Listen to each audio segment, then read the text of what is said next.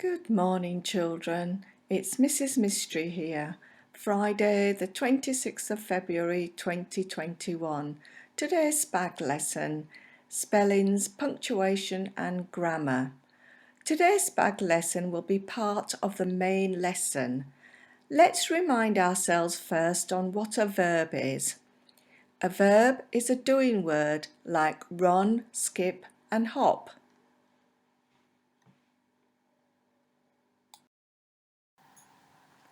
So what is an imperative verb? An imperative verb is a bossy verb. It makes a sentence bossy.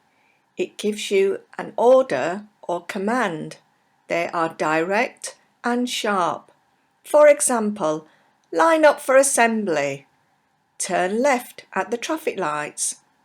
Mix the flour and eggs together. Line, turn and mix are all imperative verbs.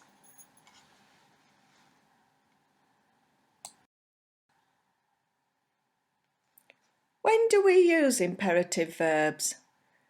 We often use them in instructional writing, for example, for recipes, for DIY manuals, for games instructions, for car directions.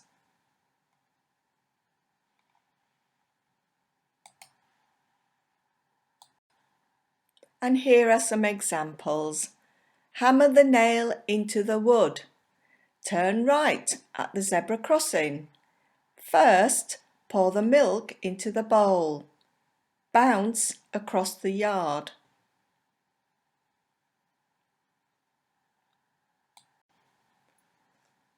So children, can you find the imperative verb in the following sentences? Sentence number 1. First, list the ingredients for the recipe. Sentence number 2. Jump on the spot. Sentence number 3. Next, cut along the dotted line. Sentence number 4. Stick the picture in the middle of the card. What do you notice, children? Where do imperative verbs go in the sentence?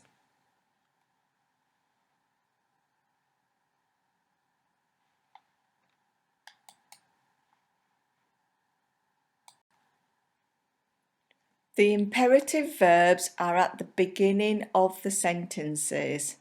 First, list the ingredients for the recipe. Jump on the spot. Next, cut along the dotted line. Stick the picture in the middle of the card.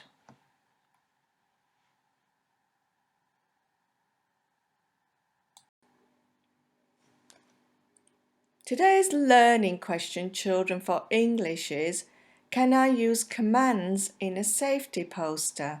Steps to success. I can recognise the meaning and uses of imperative verbs. I can use imperative verbs to give instructions. I can use imperative verbs to create a road safety poster.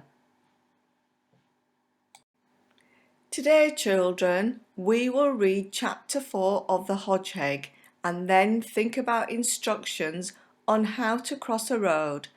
Please listen carefully to the part where Max is trying to cross the road. This is the link to the book Hodge if you want to read it yourself.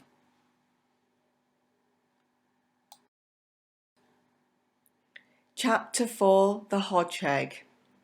Do you suppose he'll be all right? Said Ma anxiously. It was dawn and they were about to retire for the day. The children were already asleep in a thick bed of fallen leaves. I should hope so, said Pa. Hodge indeed. His brains are scrambled. Max slept the clock round and halfway round again. He did not stir till the evening of the following day. The shock had sent him into a kind of short, early hibernation. When at last he woke, his sisters rushed to nuzzle his nose, the safest nuzzling place for hedgehogs, with squeaks of concern, and his parents left their snail hunting and came trotting up. How are you feeling, dear? Said Ma. Max considered this. His headache was almost gone and he was thinking straight, but his speech, he found, still did not behave properly. "I'm a bit better, thanks," he said. "You had a nasty knock," said Pa. "You need rest," said Ma. "Why not get back into bed? We will bring you some nice slugs." "I don't want to bed in to get," said Max. "I feel quite wake-a-wide. In fact, I feel like walking for a go." Pa took a moment to work this one out. Then he said firmly, "You're not going anywhere, son. Do you hear me? You stay home in the garden for a while. Get your strength back. Understand?" "Yes, Pa," said Max. "I'll say what you do." And he did do what Pa had said for a week or more. Pansy, Peony and Petunia fussed over their brother. They brought him the fattest, slimiest slugs they could find and encouraged him to play their favourite game, hide and seek. However, this didn't work. When they hid, Max forgot to go and look for them, and when it was his turn, he forgot to go and hide, so busy was he thinking about the business of road crossing.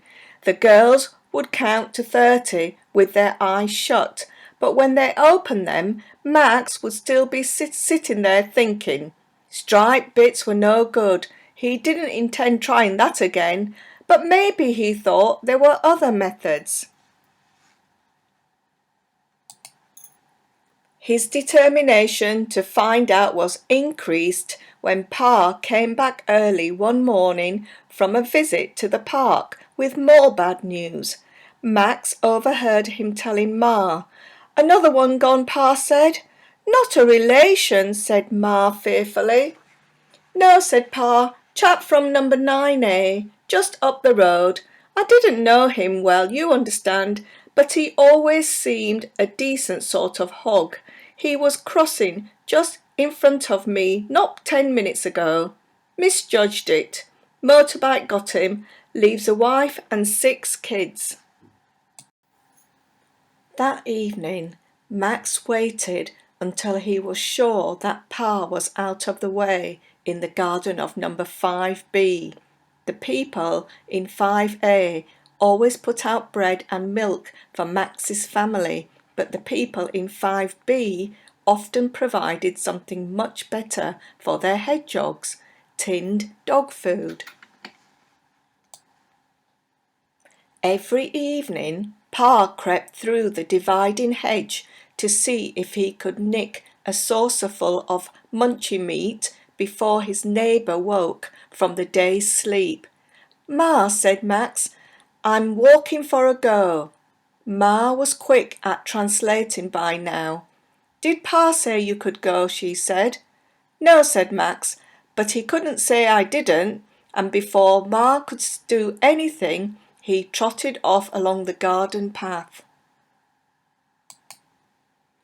"Oh, Max," called Ma, "are you sure you'll be all right?" "Yes, of course," said Max. "I'll be quite KO." Once outside the garden gate, he turned left and set off up the road in the opposite direction to his previous effort. By now he was used to the noise and the brightness and confident that he was safe from the traffic as long as he did not step down into the road. When a human passed, he stood still. The creatures did not notice you, he found, if you did not move.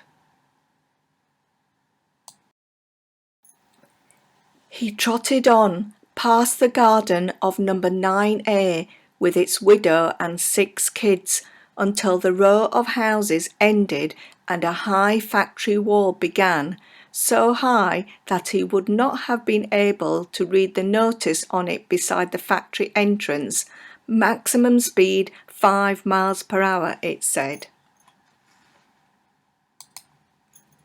Max kept going, a good deal more slowly than this, and then suddenly, once again, he saw, not far ahead, what he was seeking. Again, there were people crossing the street. This time, they did not go in ones and twos at random, but waited all together and then, at some signal, he supposed, crossed at the same time.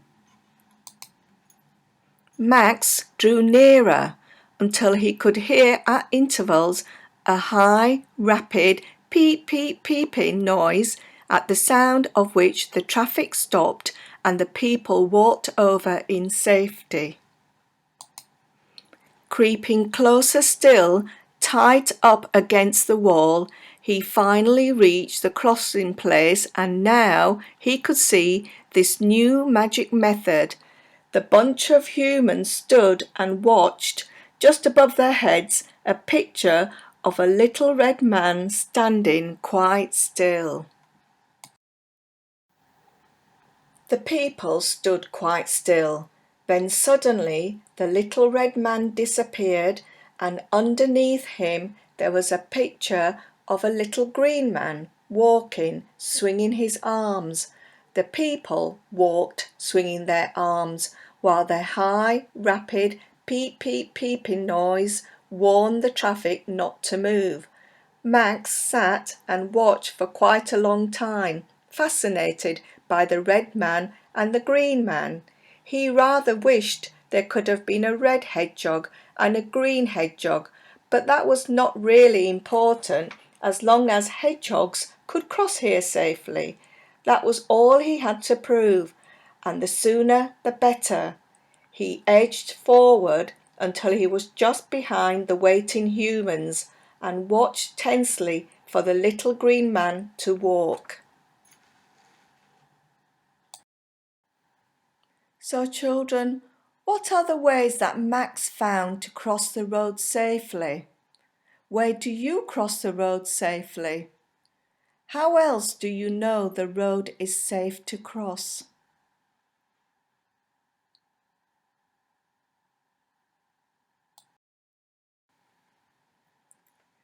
And children, here is a link to a short video on road safety.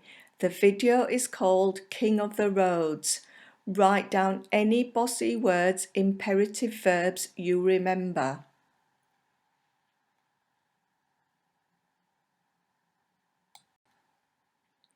And your independent activity today is, today you will be creating a road safety poster for Max and his family. Remember to use imperative verbs, bossy verbs, in your poster. Look at the examples on the next page.